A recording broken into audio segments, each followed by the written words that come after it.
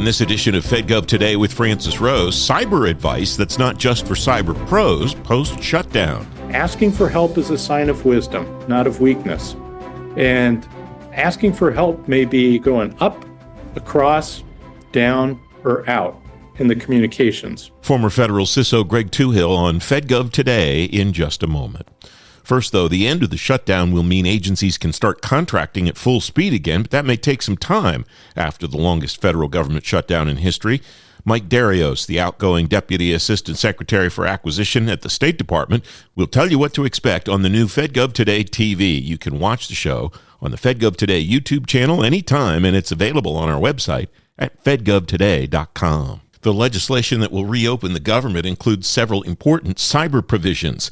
The House Homeland Security Committee says the shutdown is, quote, significantly constraining the federal government's ability to coordinate with industry and execute its defensive cyber mission. Brigadier General Greg Touhill, U.S. Air Force, retired as a faculty member at Hines College at Carnegie Mellon University. He's former federal Chief Information Security Officer. Greg, welcome. It's great to see you again. It was a pleasure to catch up at Billington a couple of months back. What do you expect that cyber professionals in government will see, whether expected or unexpected, when agencies really start to ramp up and get back to normal after the shutdown? Welcome, Greg. Well, thanks very much, Francis, and it was great seeing you at the Billington event as well. I think as we see folks coming back to work after the shutdown, folks are going to be implementing their disaster recovery plans. And doctrinally, we in the cyber business, we are supposed to be putting together on a regular basis business continuity plans to say, okay, in the event of a disaster or some sort of other crisis, and that could be a cyber attack, a natural disaster, power outages. You know, we've seen a lot of cloud providers having problems recently, but also things like third-party errors, human errors, things like that are part of the doctrine. You prepare for it. And you put together two plans. One is the business continuity plan to stay up during that crisis and to minimize the risk. But then you also have a disaster recovery plan for afterwards and coming back up. I think what we're going to see with my cyber brothers and sisters in government, as they get the order, come back to work, resume your duties, the first couple of things that they're going to do is follow the normal planning cycle that you have in your disaster response and recovery plans. You're going to assess the current state in terms of hardware, software, and wetware being the humans. You want to make sure that everything's where it was left and in the condition that it was left. If there was deferred maintenance, you're going to have to assess when's the best time and how you're going to do that. You're going to assess your software. Is there any patches that have come out while you've been away? And how are you going to implement those patches? And under what risk conditions are you going to be operating until those patches could be put in place? And then third is you're going to count noses, because there's going to be attrition. As somebody who's got 3 combat tours under his belt, you always plan for casualties. So counting noses, and those noses are not only the government employees, but the contractors, the third-party providers and suppliers. You go and you assess your hardware, software, and wetware, and then you continue to march on with your disaster recovery plan. You talked a lot there about looking at the software patches and so on, and that sounds like the basic blocking and tackling, getting back to it, whatever didn't happen as a result of the shutdown. The wetware, the hardware we'll come back to in a minute. The wetware, though, is where I want to focus for right now, because you hit something there that I think might be the biggest challenge of this shutdown compared to others, and that is, who do I have and what are they capable of doing compared to whenever this thing started? Because on September 30th, that was the end of a lot of people's federal service as a result of the DRPs and so on. So a lot of folks weren't coming to work on October 1st anyway. A lot of contractors, I imagine, either the company reassigned them or the company didn't make it through the shutdown or whatever. So there's a lot of potential, as you say, for the workforce to look completely different. What's the most important change management technique or position that someone should take to be able to understand how to rebound as quickly as possible, given the fact that their workforce might look dramatically different? Well, I think it's an outstanding question. And once again, planning ahead of time for those disaster recoveries. You should already, as part of your planning, identify the most valuable resources that are aligned with the business mission. So, from a doctrinal standpoint, you should have already identified what are the most important things we need to do as an organization. And then, hey, our technology teams, IT and others, have to respond to the greatest business needs. And ideally, you want to do that ahead of time as part of your disaster recovery plans, but also as part of your business continuity planning, so that these are the things that have to be addressed first. And then further, as part of the planning, you should be identifying what resources do I require to execute that plan. And finding the gaps helps you identify the risks.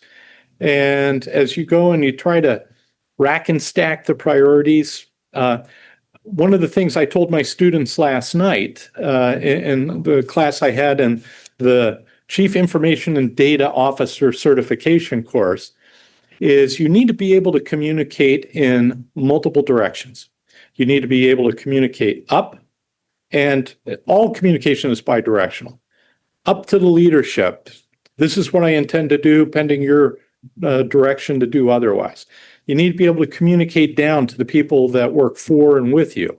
You need to be able to cut across the organization with your peers and communicate horizontally. But you also need to be thinking in the other direction, like the Z-axis. You need to be able to communicate out to your suppliers, your partners, your customers and such.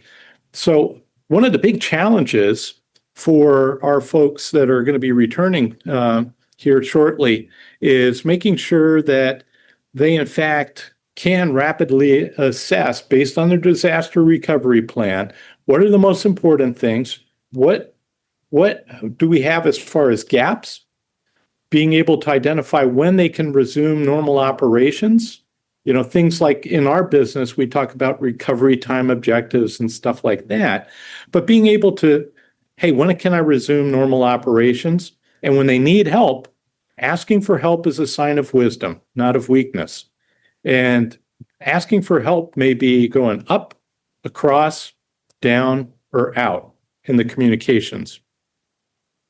In the implementation of these disaster recovery plans that you've seen in the past, are there common threads among the challenges that people run into? Are there unintended consequences that you've seen that people maybe should have prepared for and didn't and suffered as a result of doing so, Greg? Yes, and this has been well documented in other case studies from, hurricanes, tornadoes, other, natural disasters. There's a good body of work that show that there's a couple of things that are common themes. One is lack of understanding ahead of time what the priorities are for restoration and coordinating it across the actual business units. Because what may be important to business unit A may not be the same number one for business unit B. And ultimately, you have to take it up to the CEO or the agency head in this case for adjudication as to, this is actually what I want to see done first. Normally, you'd want to have that done ahead of time in a disaster recovery plan, but no plan survives direct contact with an adversary, a hurricane, a storm, things change. So communication right up front is critically important. Priorities are the first thing, is making sure you got your priorities right. And then you aggressively move forward with the restoration of the key things that are needed to enhance the business operations. And then you work from there. The second thing is, of course, counting the noses. That's part of understanding the resources that you have. Who do I have available to help me? And that's not just your own workforce. That's all the folks that you rely on from your suppliers, your business partners, et cetera. And then the third one is this, what other resources do I have available to me? Do I have allies that can maybe pick up some workload that I'm not able to execute while I'm recovering? Is there somebody else that I can ask for help with? Those are generally the top three that we see in taking a look at problem areas that folks are challenged with from time to time. Are there measures that one can use to determine it will take X period of time for us to kind of get back to normal, whatever normal may be? Or is that completely dependent on variables that are different in every situation, Greg? Oh, no, it's a great question. And once again, this is something I discussed with my students last night. And one thing that we do in the IT and security world is we use data to define risk appetite. And there are 4 measures that you can actually predict and determine even before a natural disaster. And the first one is understanding your recovery point objective. It's called by its acronym RPO. And that's the maximum acceptable amount of data loss measured in time. So if I'm having a service interruption, it could be a power outage, an equipment malfunction, a hurricane, some sort of thing that's going to interrupt business operations. Determining what's the maximum acceptable amount of data loss measured in time, and that could be data that's coming in, data that's being processed internally. That's critically important as you're taking a look at, well, what kind of alternates, what kind of backups do I need to have? And then the second one is recovery time objective, and that's the maximum tolerable amount of time to bring all the critical systems back online. So that's looking at the entire mission of the organization. Then the last 2 are a little bit more complex in a bit. The first one is the work recovery time, and that's the maximum tolerable amount of time needed to verify the system or the data integrity. So after you bring the system back online, somebody from like the operations team has got to go in and run it through a few cycles to make sure that it's working properly. So that's part of your recovery time as well. And then the last one, we call it the maximum tolerable downtime, or MTD. And that's that recovery time objective plus the work recovery time. And that's basically the total amount of time that your operation can be interrupted without adversely affecting the mission. Nobody wants the mission to fail, regardless of what business you're in or department or agency. But thinking ahead of time and understanding your risk appetite in terms of those 4 measures helps you understand how resilient you are. Can you take that cyber punch and keep on going? And then further, you can cost out. How much does it cost to be able to achieve these when I'm confronted by external forces I can't control? So the main takeaway that I have from this terrific conversation, Greg, is that I really just need to audit your class and I'll learn everything that I need to know. I learn as much from my students as they learn from me. And but my students and I and the whole cybersecurity community of interest, which I represent, we've been looking at this and exercising and preparing for bad days.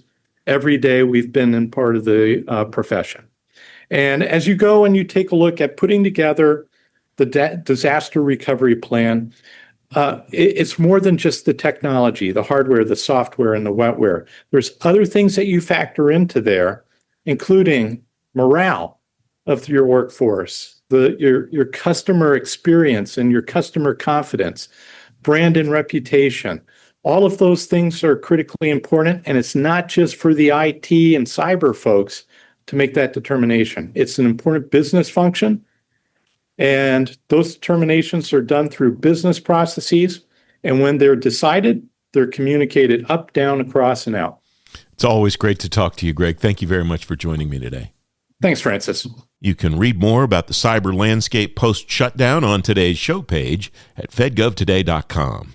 The FedGov Today podcast is back on Tuesday. If you don't want to miss that, you can follow the show on Apple Podcasts, Spotify, on the FedGov Today YouTube channel, or on demand at fedgovtoday.com. I'm Francis Rose. I'll talk to you Tuesday. Have a great weekend. Thanks for listening.